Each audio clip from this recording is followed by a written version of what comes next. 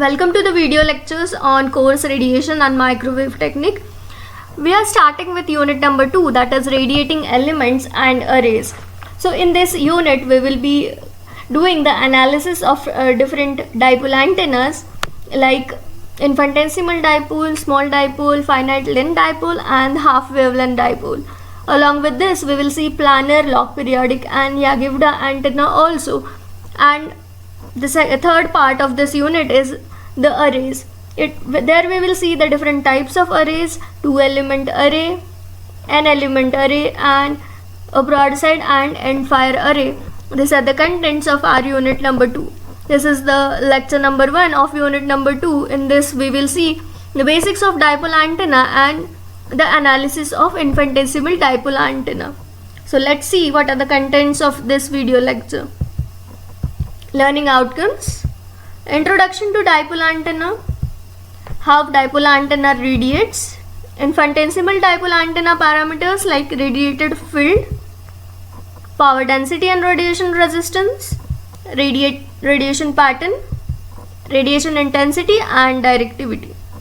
Coming to learning outcomes, after completion of this lecture, students will be able to tell what the dipole antenna is and how it radiates, and understand different parameters of infinitesimal dipole antenna like radiated field, that is the electric field and the magnetic field, power density and radiation resistance, radiation pattern, radiation intensity and directivity.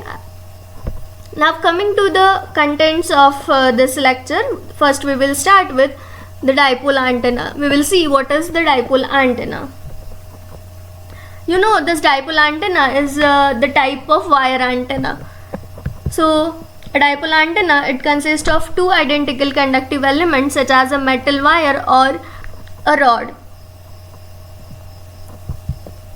So the driving current for the transmitter is applied, or at the receiver the output signal to the receiver is taken between the two halves of the antenna.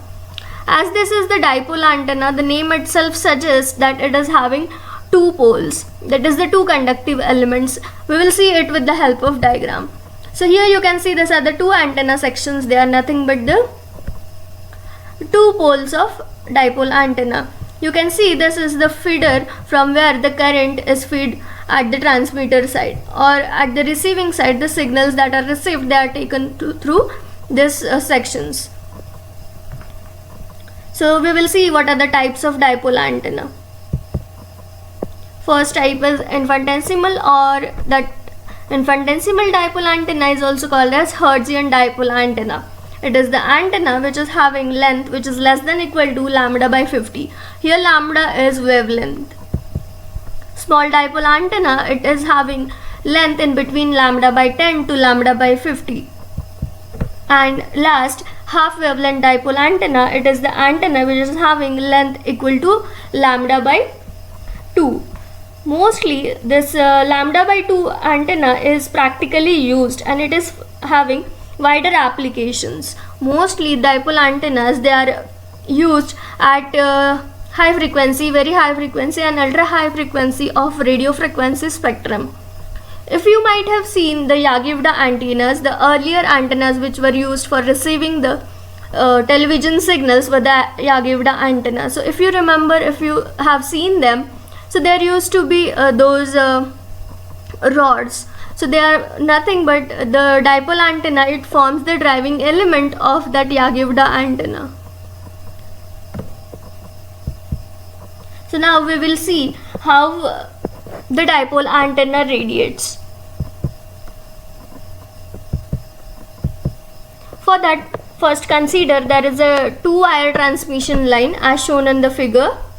These are the two lines, they are separated with the distance s, and the two wires, they are having diameter d. If this is the direction of current through the upper wire, and this will be the direction of the current coming inside the transmission line. So if we consider this transmission line, it does not have any load, that is, it is not connected, its end they are open, and if this transmission line it is connected to a AC source, what will happen? Whenever the AC supply will be given, the signal will be generated, and thus that signal will travel up into this direction. The propagation of signal will be in this direction. As this transmission line it is not terminated or it is not connected to any load, the load impedance is infinity, that is ZL is equal to infinity, and the characteristics impedance is denoted with Z0. You can see over here. So what happens, as it is not terminated at the ends, it is not having any load connected at the ends, whatever the signal is propagating in this direction, it will get reflected back. So what happens, the incident signal and the reflected signal, they both cancels out each other, and because of this the incident signal and the reflected signal at the transmission line, the standing waves are generated. The reflection coefficient is equal to ZL minus Z0 upon ZL plus Z0. As we are saying, this transmission line, it is not terminated, it is an open circuited, so the ZL is tending to infinity. So if we divide by ZL, it will become 1 minus Z0 upon ZL upon 1 plus Z0 upon ZL, and putting the value of ZL equal to infinity, what we will get? We will get reflection coefficient tau is equal to 1 minus 0 upon 1 plus 0, which is equal to 1. So in this case, the reflection coefficient equal to 1 indicates that there is maximum reflection and radiation is minimum, that there is ideally no radiation. All the signal that is propagating is reflected back. So this is the case in which two wire transmission line which is not terminated at the end. Now we will consider another case in which the transmission line is somewhat flared. So again, as I said, if it is connected to the signal, AC signal, what will happen? With the direction of the incident signal and the reflected signal will be in this direction, right? Opposite to that. Now in this case, as we have flared the transmission line, the reflection will be less. As we go on increasing the flaring, the reflection will decrease. Now here in this case, the incident and the reflected signal, they will not get cancelled completely. Some of the component they will get add up and the radiation will occur. Now consider this transmission line in which it is completely flared and it is forming the right angle. So when the flaring of two wires is maximum, the maximum radiation will occur as there is less reflection. So as we go on increasing the flaring of transmission line, the reflection reduces and the radiation occurs. So flaring in the transmission line is nothing but the dipole antenna. So if this is the direction of current, the magnetic field line, they will have this direction according to the right hand thumb rule. As we know, whenever the charge is moving with uniform velocity in a uniform conductor, it does not radiate. There must be some discontinuity or there must be the acceleration of a charge, then and then only the radiation will occur. Same is the case in this dipole antenna. As it is having discontinuity at this point, the radiations will occur. Now we will see the current distribution of this dipole antennas of different length. First, in the first figure you can see the current distribution of antenna with length very much less than lambda is shown. It is having linear current distribution as this open ends, they are open, so the voltage at these 2 points, it will be the maximum voltage and the current will be minimum. Same is the case in every antenna. Here the current distribution of antenna with length lambda by 2 is shown. there is a maximum current at the center. Similar is the case with antenna, dipole antenna with length in between lambda to lambda by 2, and here the current distribution of antenna having a length in between 3 lambda by 2 to lambda is shown. Now we will move on to the topic of today's lecture, topic of discussion, that is the infinitesimal dipole antenna. This infinitesimal dipole antenna, it is also called as the Hertzian dipole, and it is a linear wire antenna whose length is very smaller, that is L is very much less than lambda, or it is less than equal to lambda by 50, and it is a very thin wire antenna. Now consider there is a Hertzian dipole of length L, that is position along the z axis. You can see this Hertzian dipole of length L, it is placed along the z axis and it is symmetric. The point of observation is over here. Let us consider that this is the point of observation, and the point of source is over here. Here this XYZ, they represents the observation point coordinates, and X dash, Y dash and Z dash, they represents the coordinates of the source.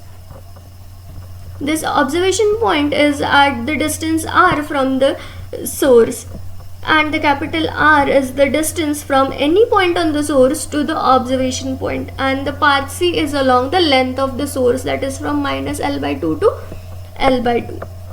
Now we will move on to the analysis of infinitesimal dipole antenna. First we will find out the expression of radiated fields. So for this we are having two methods to analyze this radiated fields. J denotes the electric current density and M denotes the magnetic current density. From this two source densities, what we can do is, after integrating this, we can find out this vector potentials, that is denoted with A and F. A denotes magnetic vector potential and F denotes the electric vector potentials. So after getting this vector potentials, if we differentiate them, we will get the radiated fields, that is the electric field intensity and the magnetic field intensity, denoted with E and H respectively. One of the other way is to directly integrate this source densities in order to get the electric and the magnetic field. This two stage procedure, it requires integration and differentiation, while the other one step process, it requires only the integration. The integration required to determine the potential functions. This potential functions is restricted over the bounds of the source J and M, and this will result in the A and F to be the function of observation point coordinates, and the differentiation to determine this E and H must be done in the terms of the observation point coordinates. The integration in the one-step process also requires that at limits be determined the bounds of the source. So now we will go to the calculation or the analysis of electric and the magnetic field of the infinitesimal dipole antenna. As we said, this magnetic vector potential is denoted with Ax comma y comma z equal to mu upon 4 pi, the curve integration IE x dash y dash z dash e raised to minus j k r upon r dl dash. In this case, infinitesimal dipole, the source only carries an electric current, that is denoted with IE, and the magnetic current and the electric vector potential F, they both are 0. So we know x dash, y dash, z dash, they are the point of source. In the case of infinitesimal dipole antenna, they are at 0 at origin, and x comma y comma z, they denote the observation point. So IE of x dash, y dash, z dash in the case of infinitesimal dipole antenna which is along the z axis, it will have current I naught in the direction of az bar. As I said, this x dash, y dash and z dash, they will be equal to 0 in the case of infinitesimal dipole antenna, as the source is at the origin. The distance r is equal to under root of x minus x dash whole bracket square plus y minus y dash whole bracket square plus z minus z dash whole bracket square. After simplification, it is equal to x square under root of x square plus y square plus z square, which is equal to r, and that is the constant. As we know, the differential length dl dash is along the z axis, so dl dash is equal to dz dash.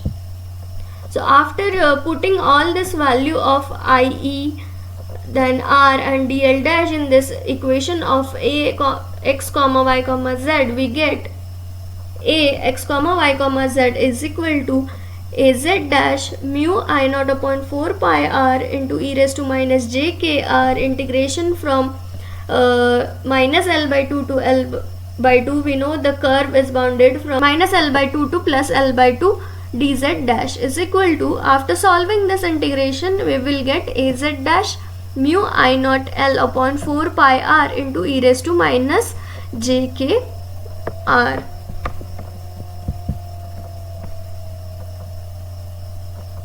Now we are interested in finding the electric and the magnetic fields. So to find this HA and EA with j equal to 0, what we will do, we will transform this Cartesian coordinates into the spherical components. So you know, this is the method for converting the Cartesian coordinates to the spherical coordinate.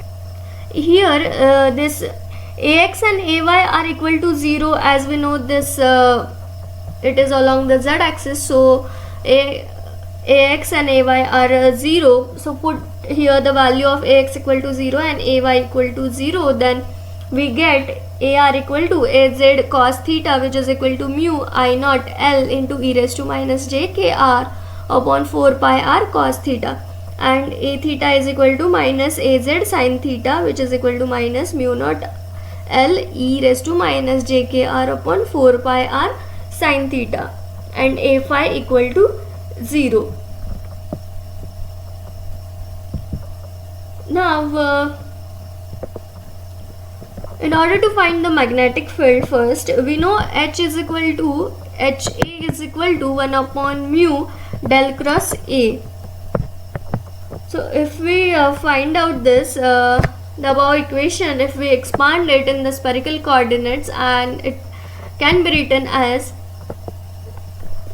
H equal to 1 upon mu AR bar A theta A phi bar dr by dx 1 upon r dabba theta by dabba x 1 upon sin theta dabba phi upon dabba x AR A theta A phi. Here we know that A phi is equal to 0.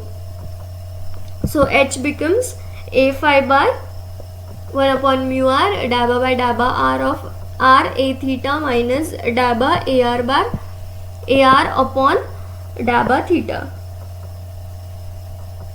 So now whatever the equations that we have got in the previous slide of AR, A theta and A phi, if we put them in this equation of H, what we will get?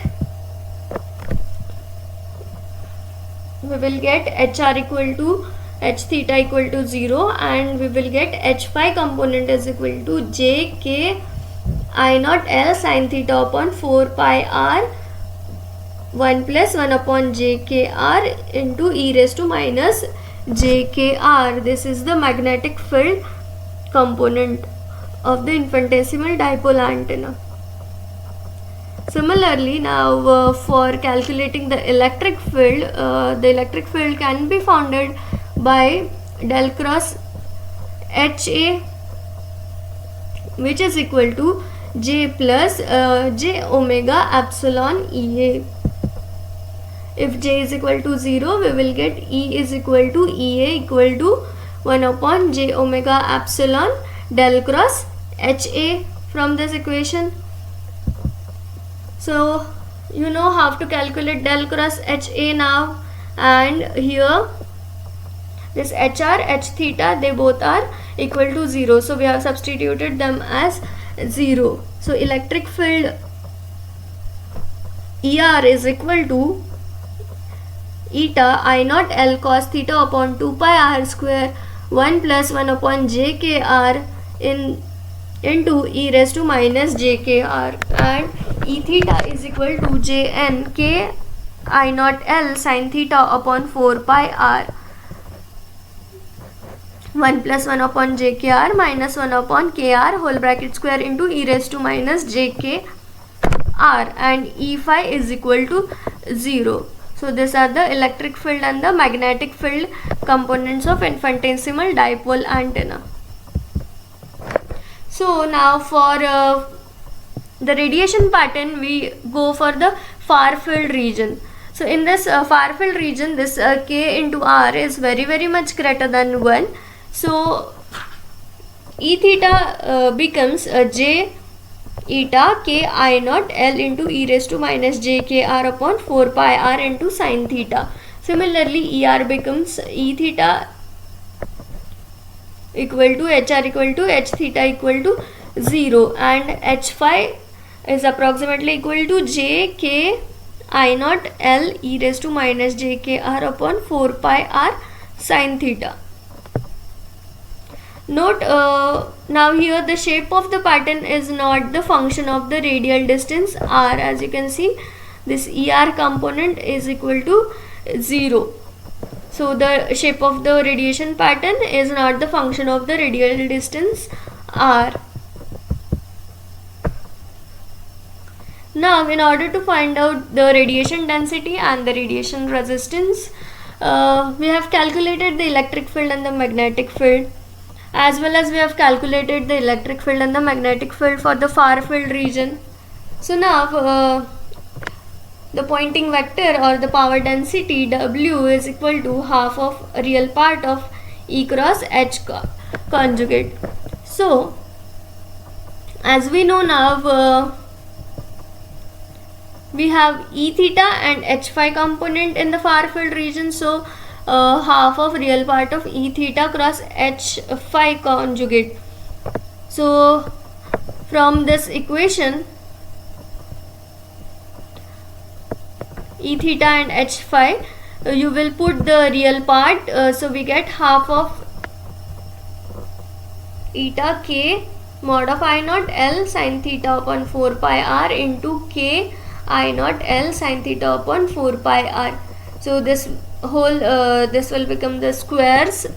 So 4 into 4 into 2 is 32. So eta upon 32 pi square r square into k square mod of I naught square L square sin square theta is nothing but the power density or the Poynting vector of infinitesimal dipole antenna. We can calculate the radiated power from the power density. It is calculated as surface integral of the power density. So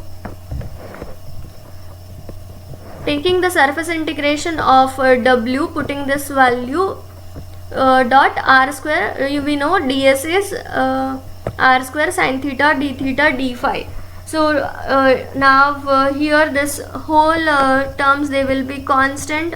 Only this sin square theta and this sin theta, it will become sin cube theta, and all of this they will come outside the integration.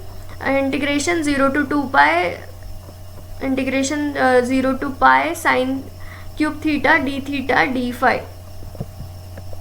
Here this theta varies from 0 to pi and phi varies from 0 to 2 pi. The radiated power can be calculated after integrating this. We get n upon 32 pi square k square mod of I naught square L square 8 pi by 3. Now if we put k equal to 2 pi by lambda, the equation becomes of the radiated power equal to eta pi by 3 I naught L upon lambda square. Now we know there is a relation between the radiation resistance and the radiated power, so we can state that relation as the radiated power is equal to I naught square R divided by 2. So in order to calculate the radiation resistance, it will become twice the power radiated divided by I naught square, which is equal to 2 eta pi by 3 I naught L upon pi whole bracket square upon I naught square. So if we know that the eta is equal to 120 pi, putting this eta equal to 120 pi, we get radiation resistance RR equal to 80 pi square upon into L by lambda whole bracket square. So this is the important equation of radiation resistance of the infinitesimal dipole antenna. It is 80 pi square into L by lambda whole bracket square. Here the radiation pattern in the far field region of Kr very much greater than 1 is shown. This is the dipole antenna which is shown, which is having length lambda by 50, and the frequency that was applied is 1 gigahertz, and the length of arm is 2.8 meter and the arm radius is 0.5 mm. You can see its electric field and the magnetic field simulations, they are shown over here in the figure, and the radiation pattern is as that of the omnidirectional antenna. Now the last point of this infinitesimal dipole antenna is the calculation of radiation intensity and the directivity.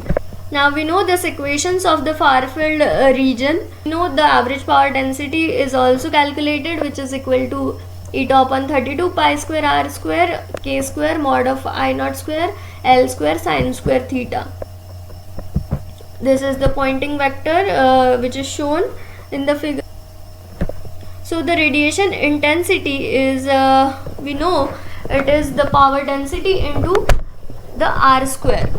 So just multiplying this radiation power density with R square, we get radiation intensity as eta upon 32 pi square k square I naught square L square sin square theta. Maximum radiation intensity in this case we can get at theta is equal to pi by 2. So what we get U max equal to eta by 2 k I naught L upon 4 pi whole bracket square.